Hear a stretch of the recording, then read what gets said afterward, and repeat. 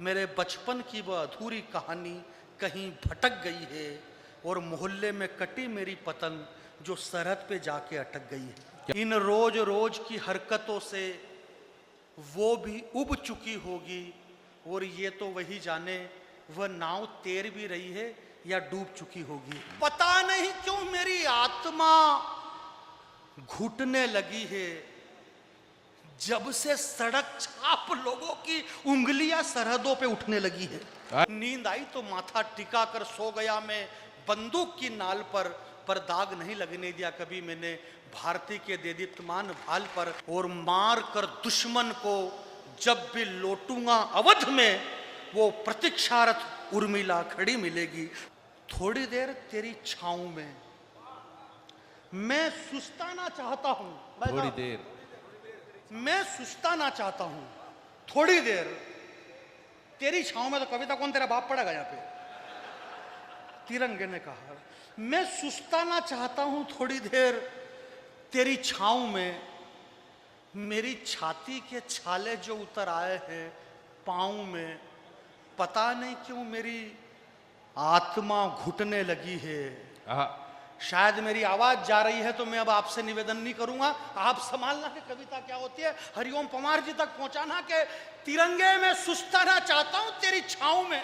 मेरी छाती के छाले उतर आए हैं पांव में, पता नहीं क्यों मेरी आत्मा घुटने लगी है जब से सड़क छाप लोगों की उंगलियां सरहदों पे उठने लगी है।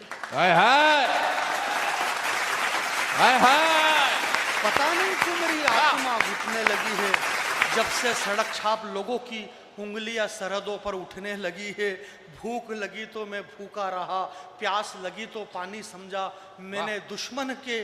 भूख लगी तो भूखा रहा, प्यास लगी तो पानी समझा मैंने दुश्मन के खून को, परंतु ठंडा नहीं होने दिया कभी अपने जुनून को।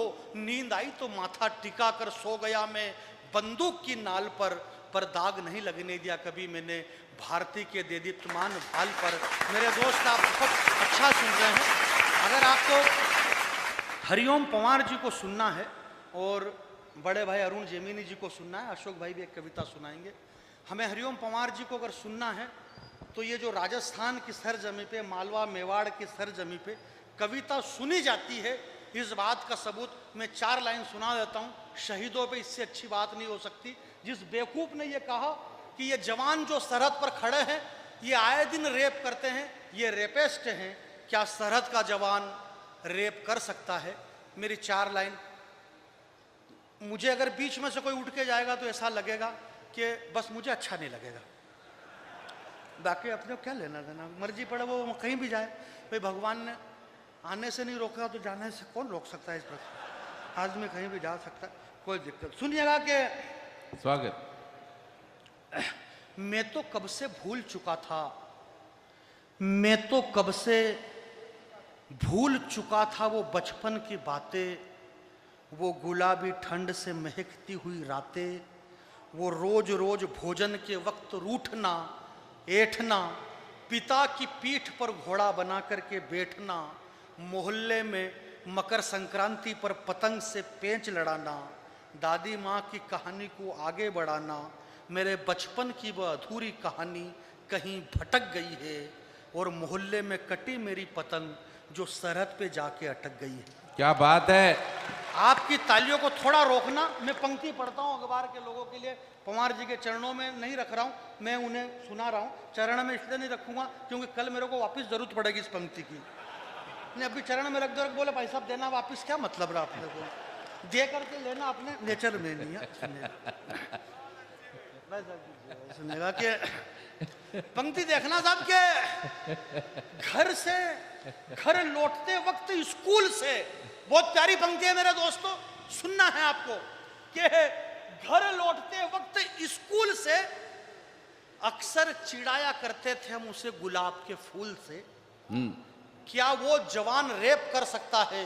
क्या वो रेपिस्ट होगा सरहद पर खड़ा हुआ जवान जो ये कह रहा है कि घर लौटते वक्त स्कूल से अक्सर चिढ़ाया करते थे उसे गुलाब के फूल से।